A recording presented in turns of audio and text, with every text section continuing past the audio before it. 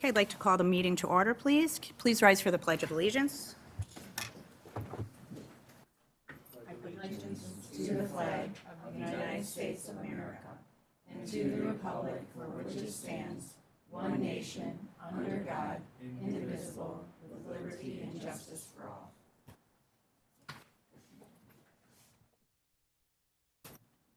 Good evening, everybody. Can I have an approval of the agenda, please? Support. Any additions, deletions, comments? All in favor? Aye. Opposed? Motion carried.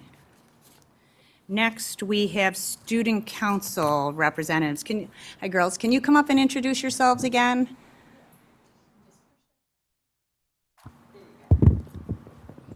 Hi, we're the Executive Board of Student Council from the high school.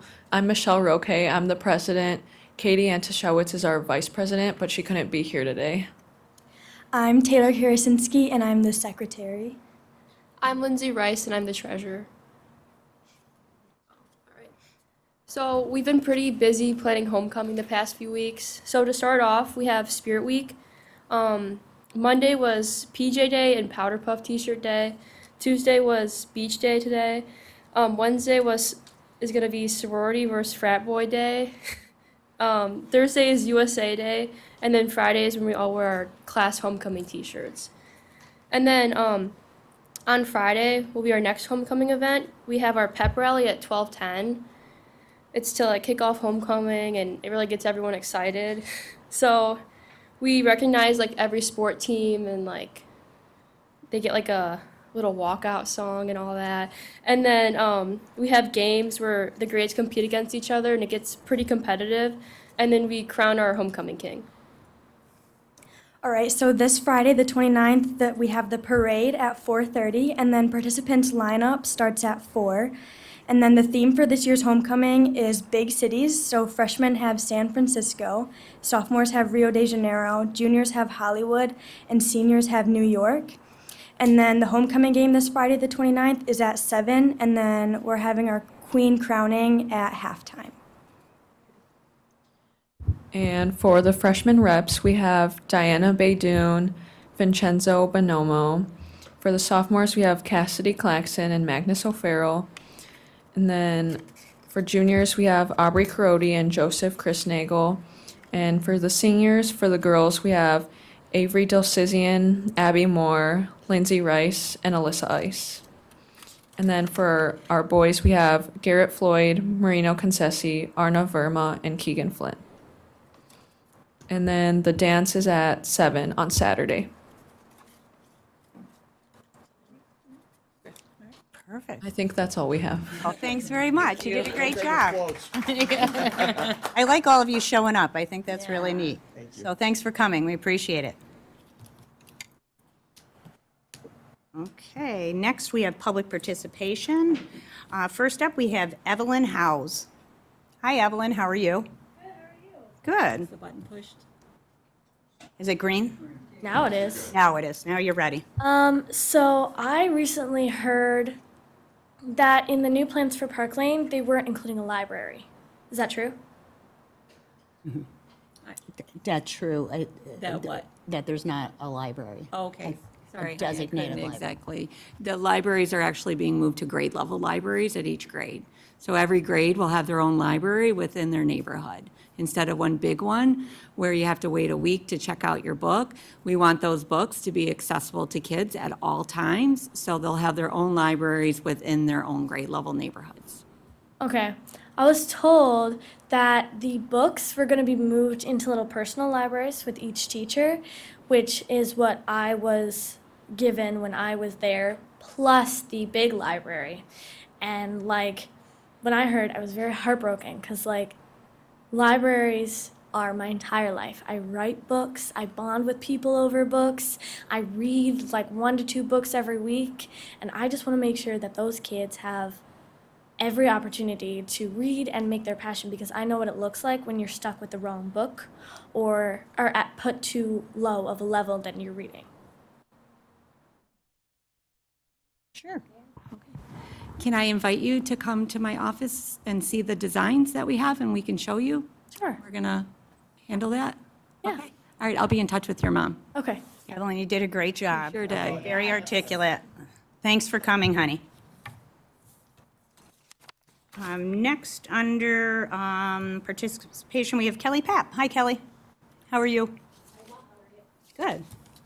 For having me. I'm here in representing the Groseal Educational Foundation, and I just wanted to invite everyone to attend our upcoming event, which is going to be on October 7th at the Groseal Golf and Country Club. Doors open at 6:30, and it's the Roaring Twenties Bootleggers Bash. Lots of exciting things. We have a signature drink, we have souvenir cups, we're gonna have a silent auction like we always have. We actually have already opened up our silent auction. There's 2 items on there, one of which is Detroit Lions tickets that were donated to us by Mann's Lumber. 4 seats the day after the event. So to bid, you can go on our actual website, which is gieducationalfoundation.org. Also, we have a primo parking spot for the homecoming game that is up for bid also. And then we have a few other things every couple days that we're going to put up prior to. And then obviously the parking spot, we're going to close on Thursday evening. But the other ones will be up for the entire, for the majority of the event, and then we'll close them down, and it's all online bidding.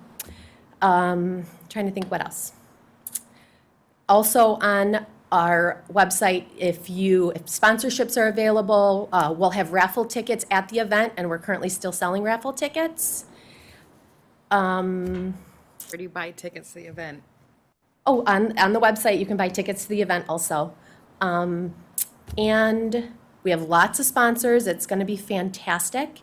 The foundation has provided over $1.75 million in grants to the community as well as the schools, and the majority of those grants have actually gone to the schools. And also, I want to mention that for the event, we are teaming up with the Historical Society to help them kind of bring the society into like more updated times and different things like that, which obviously I think it's our 2nd graders that have had field trips or had the Historical Society come and work with them. So I would love to see you guys all there in your 1920s attire. Who would have thought Lions tickets would be hot commodities? I know. We've come a long way. I sure have, and there's some Pistons tickets, I think 2 different ones, courtside, there's a one, and then there's a suite with like $1,000 worth of catering. We have a couple sets of Red Wings tickets. Those are off the top of my head, some of the things that I can think of, but I don't know, I'd love to see you guys. And to the community out there, tickets are still for sale, and GIF throws a great party. They really do. It's a lot of fun.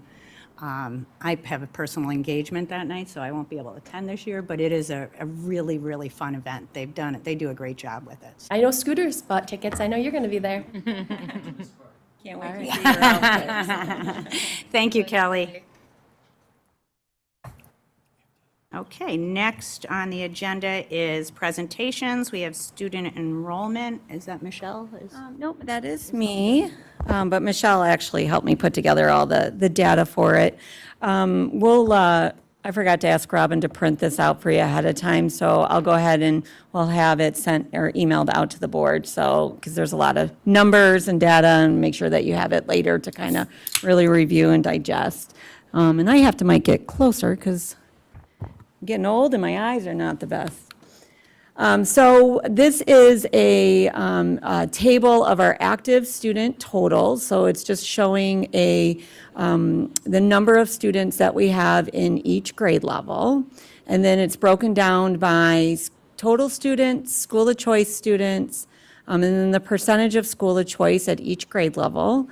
And then the number of students who are children of employees, and then the percent that are children of employees from each grade level as well. So you can see the totals at the end. We have 23 of our students actually are children of our employees. and then the other students, and then the percent total. This is a table of the number of new students to the district this year. So by grade level, and you can see obviously kindergarten and young fives is the greatest number, but these are new this year. So if I were to look at first grade, for example, we had 8 new first graders new to the district, one of which, or one in addition to, is actually a student that is returning to the district. So the first column is first time in the district, and then returning to the district. So as you can see, there was 142 new students to the district in total, and then another 10 students who actually were in the district and left, and then are now back, for a total of 152. My eyes are doing better than I thought.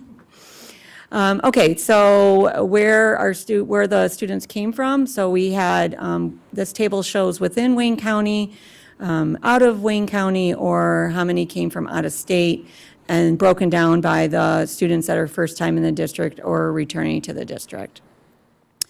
And then as well as the number of students who were new to the district that came from a public institution, number of students who came from a private institution, or the number of students who are returning from either online or homeschool.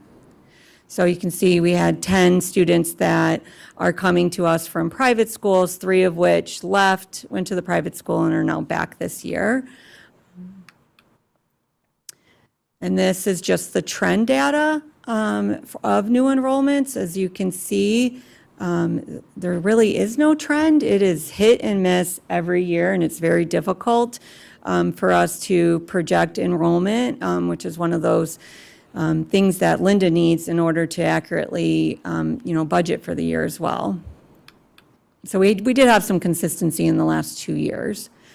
This is overall school of choice and the trend data as well.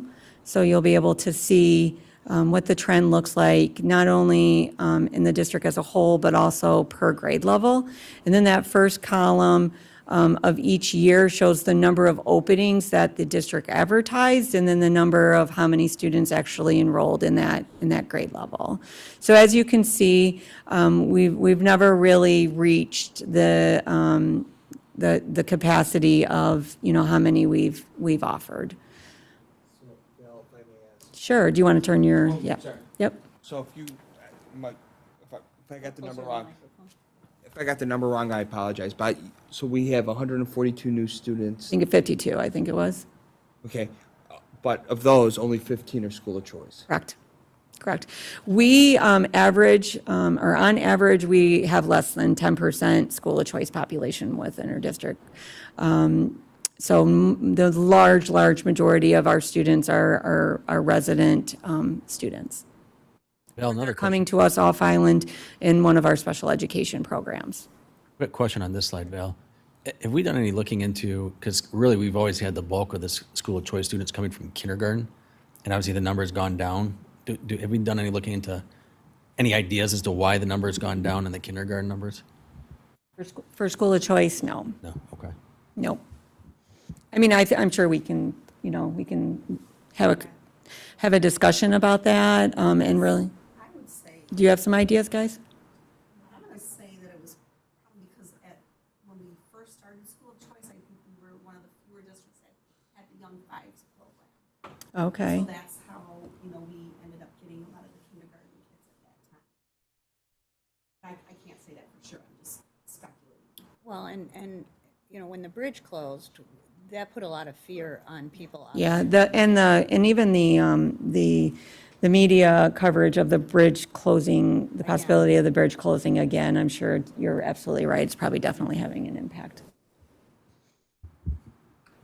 Actually, one of the things that we are discussing right now is the issues that we're having with athletic teams from outside the district not wanting us to host events because when the bridge goes down, their students get kind of, lack of a better word, stranded on the island, because right now the Pay Bridge does not allow our school buses to go over them.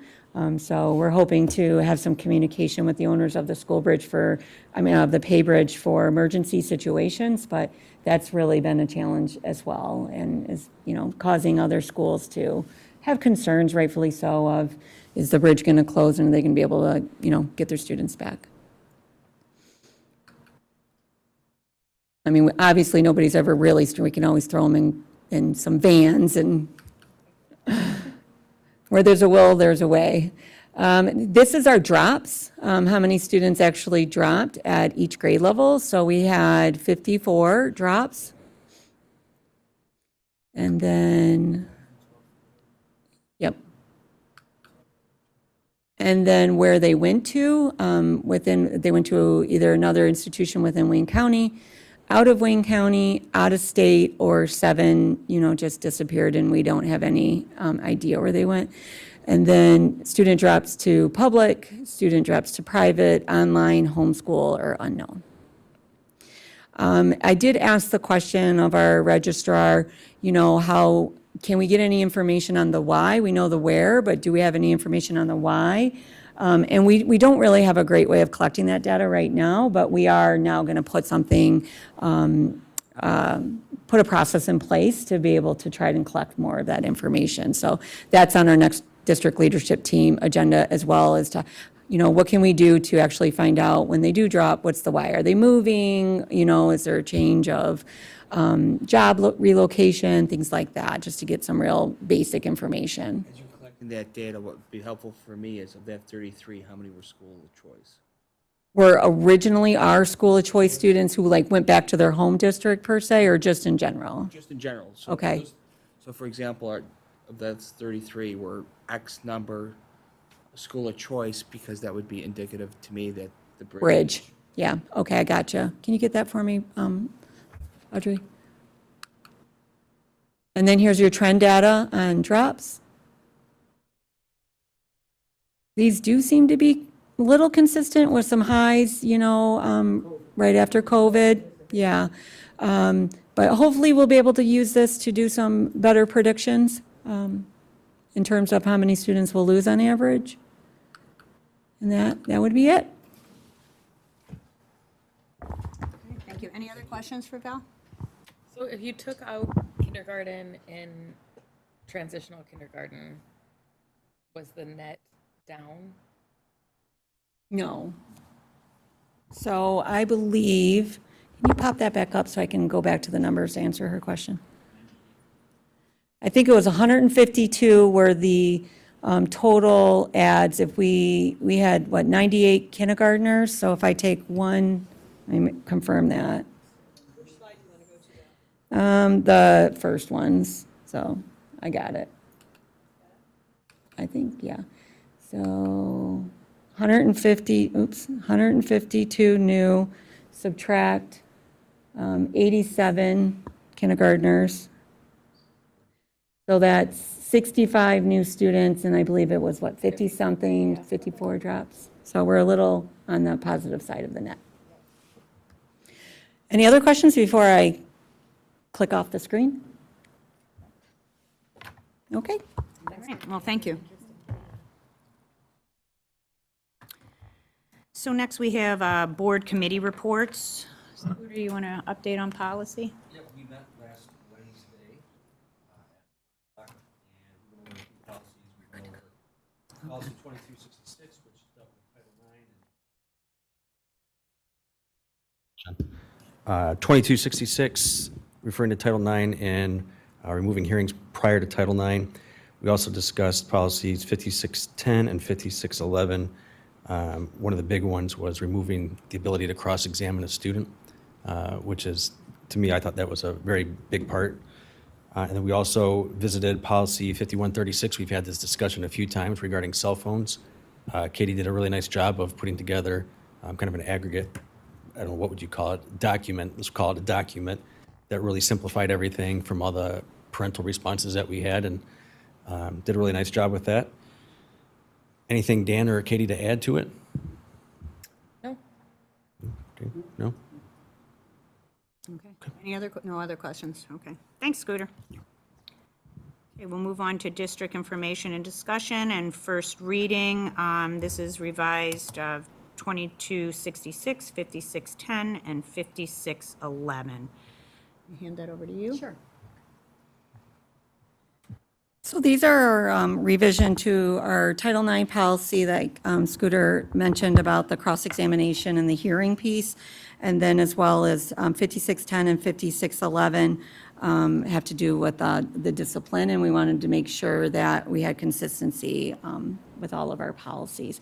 I think we had a really good discussion in Policy Committee. Our attorney, John Cava, was there as well and walked us through some legal recommendations as far as making these changes.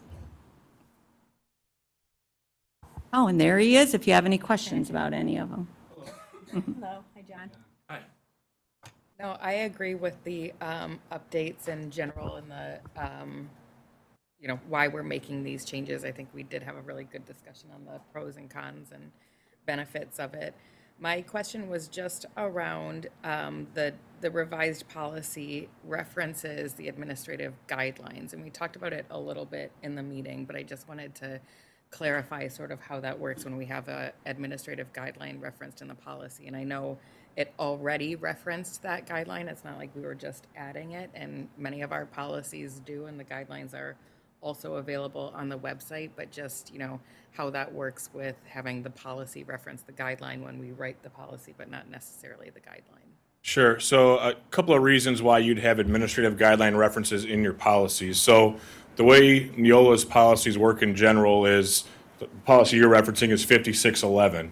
And so you'll have a policy 5611. If there is a guideline that corresponds with that policy, the administrative guideline number is the same number. So there's an administrative guideline 5611 that would go with it. At times, though, there are situations where an administrative guideline that doesn't match up with that policy number may still be relevant to that policy. So 5611 talks about broad due process protections for short-term suspensions and long-term suspensions and expulsions. Board Policy 5610 also addresses that, and that was also had proposed amendments so that Board Policy 5610 and 5611 are consistent with each other. So the Administrative Guideline 5610 that corresponds with Board Policy 5610 has some procedures in it, more detailed procedures about how you actually, what type of notice you have to give to students and those types of things if they're either short-term suspension or long-term suspension or expulsion. And so Neola, if the policy number that you're looking at, 5611, also has a relevant guidelines section that doesn't match up number-wise, they'll reference it so that both administration, superintendent, principal, board knows that there's an administrative guideline that doesn't have the same number that is also applicable, and it also puts parents and students on notice of that as well. So that's the overall purpose, and that's just, I don't work for Neola, but that's just my experience in dealing with Neola. So that is the reason why there are references to that at times. Let me add this, John. I did think about it. I was pondering about it, and there are a lot of, I tend to, and we tend to, when we're dealing with an issue, go to policy first and just look at what the board policy is. And it is helpful to be able to have a quick reference to what the AG is that is in alignment with that policy. So I actually, after I put some thought into it, like the fact that AGs are referenced in the policy because I find it helpful for myself and for the team. As long as it's reference to it, I don't have a problem if it instead of or supplementing the policy is more of a problem. I also like the fact we made some changes with some of these policies that put an extra layer of hearings. When somebody has a disciplinary hearing, I think they put another layer before it gets to the board. Did we get some of that? This hearing? The appeal comes to. Yes. Yes. It was You're next. saying you like that. I do like that. Any other Thank you. questions? You good with that then? Yeah, thanks. Is there a question? I know there's 2266 too. I don't know if there's. I know we're talking all about all of them as a whole. Sorry. Scooter mentioned during the policy committee update why we're making changes to the Title IX policy with regard to the cross-examination, and I don't believe there was any questions about that. So we were good. Okay, thank you. Welcome, thank you. Perfect timing. Yeah, okay. Okay, so this is the first reading, okay? There's still time, you look it over, we'll have the second reading next month then. Okay, everybody good with that? Yep. Okay, thank you. And next, on the agenda, we have the GIEA 2023-24 contract. Mr. Kava, I'm going to call you back up. So I asked John to provide, first of all, provide a highlight of the contract changes to the board before you're asked to vote on it. And then I also asked him to prepare some documents to look at salary comparisons, just to, I know the board is always interested in the competitiveness of our salaries in the Wayne County area. So I know he's going to start with the overview, and then I'll go help him with the. And so we've obviously had conversations over the last few months as we've been bargaining with all of our bargaining units, or most of our bargaining units this school year. But with respect to the teachers, our contract expired on June 30th, and we are continuing to bargain. Just brief history, we bargained with the teachers unit last year as well. And again, we went into a period where the contract expired, but we ended up reaching a tentative agreement and ultimately a contract that provided for what we believe to be healthy increases last year. And so any teacher last year that was on steps received steps, and then there was also a 3% increase to our salary schedule. So then going into bargaining this year, there was discussions again, obviously, about finances. We worked on a lot of language pieces last year. There's some additional language pieces that have been updated this year, but when we look at the financial picture for this year, that was a big piece that we were discussing throughout the bargaining process, including up until just a couple of weeks ago. And so moving forward into this year, on the financial piece, again, any teacher that was on the salary schedule that would be eligible to receive a step is receiving a step, and then the top end of the scale has a 5% increase, and every other step has a 2.5% increase. So working out and moving some of the increases around a little bit. So over the course of 2 years, every teacher that's eligible for steps has received a step in each year. Those steps are about roughly, on average, 5%.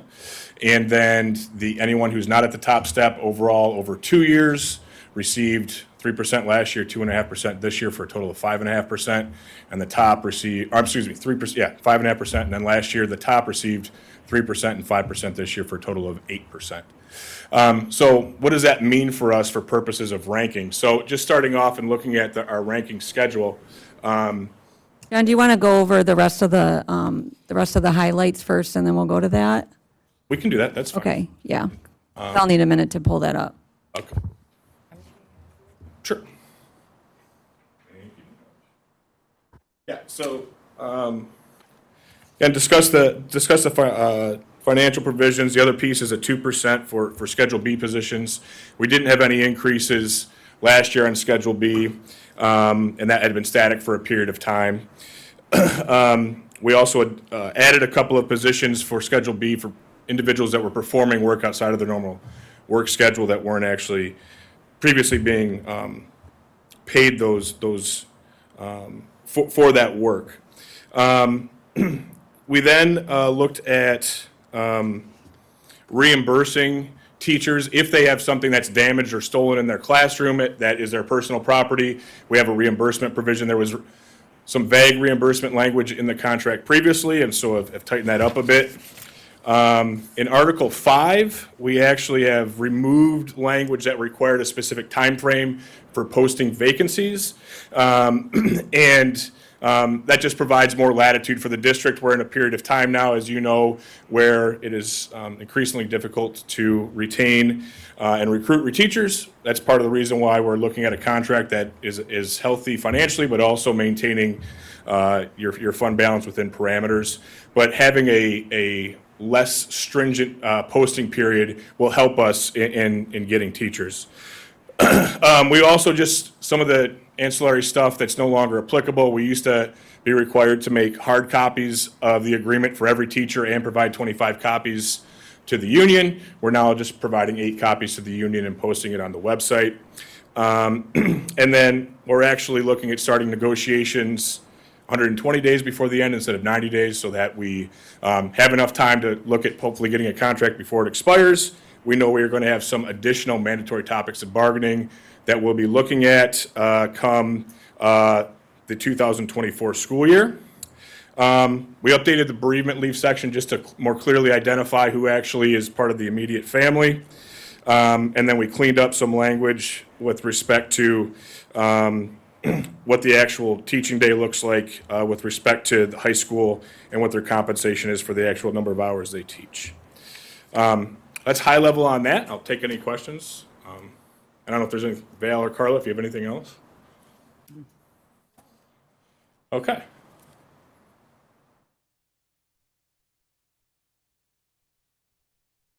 Sure.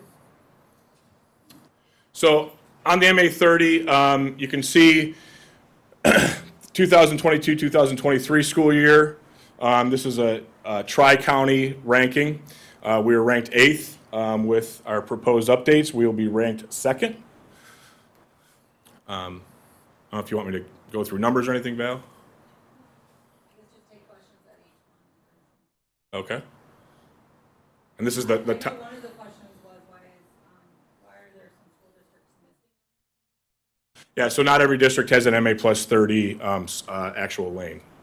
So that's why. They stop sooner, how does that work then, Joe? So some will have an MA, then go right to a doctorate. Some have an MA 20, and that's it. So not everyone has an MA plus 30 lane.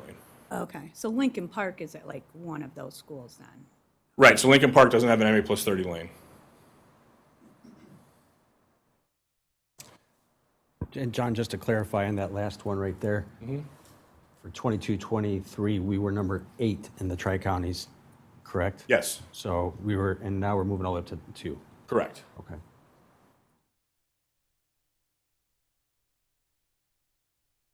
I'm on MA Max now. Yep, so we are moving from 15th in the tri-county to 8th. So you can see we are, again, moving ourselves up. And the 23-24 is being updated. We've updated it as recently as the end of last week with respect to districts that are getting contracts in place. So yeah, we are now, we've moved from 15th to 8th at the MA Max. So again, demonstrating we're continuing to be competitive when we look at recruiting and retaining teachers. Yep, so at the BA Max, we were this past year at 20th, and we are moving up to 11th. And BA Max becomes a little more difficult. Typically, we don't have a lot of people that always stay on that lane because with continuing education credits that they need, not everyone stays at the bachelor's lane. But nonetheless, we are being more competitive there. And John, most of those schools ahead of us now, in the top 10 there, they're bigger districts than us, correct, or? Yes, quite a few of them are, and some of them are getting more per pupil. So you've got Bloomfield Hills at the top; they're getting over $12,000 per pupil, where you're at the $9,700, $9,800 per pupil. And Wayne Westland has 10,000, 11,000 students. Livonia 14, 15. So most of them have. I think all of them have more students than you, not some more than others. I think Flat Rock is the best comparison for our size. Or they're down here at 32. Probably the best comparison with size, and wouldn't you say funding too, Linda? Yeah. Because of their demographics. Correct. What did you want to say about the minimums? So with respect to the minimums, when we look at this, what we're talking about is, we understand that in order to recruit individuals, we need to look at our minimums long term. Our minimums were historically pretty competitive. We've put money on the scale, but other districts have continued to either eliminate steps at the bottom. So this is something we're going to need to come back to in our next round of bargaining, is looking at increasing some of our lower steps, because you'll see our minimums are competitive, but they haven't made the same. We haven't made the same jumps as we have on the maximums. Yeah.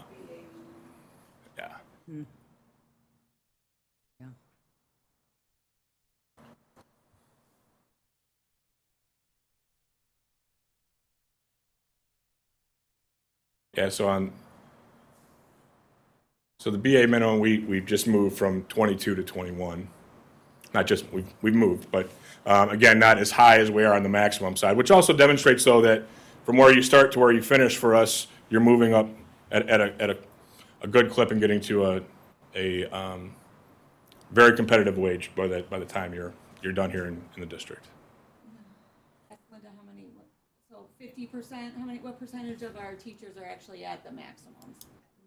MA, or anything on the MA, step 12, it's about 43%, 43.6%.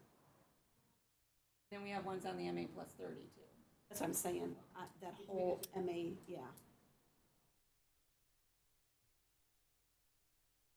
So, questions, anything else? No, I appreciate it. It's really good. Okay, Good, thank you. good information.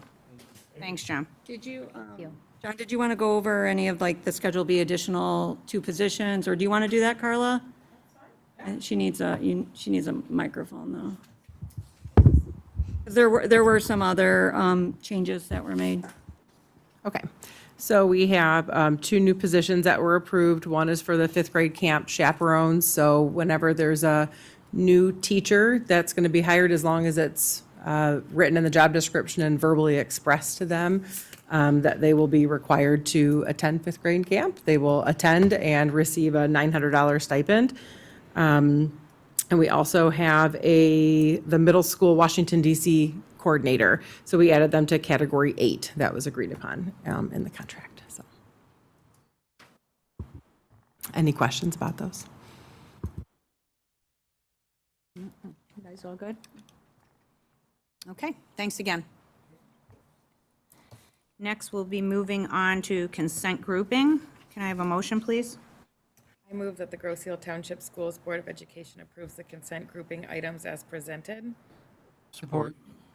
And this is for the payment of the bills for the period of August 1st through 31st, 2023, in the amount of $1,615,000, $15,048.39, and the approval of the regular meeting and closed session on August 22nd, the special meetings on August 31st and September 1st, and the work session on the 12th of September.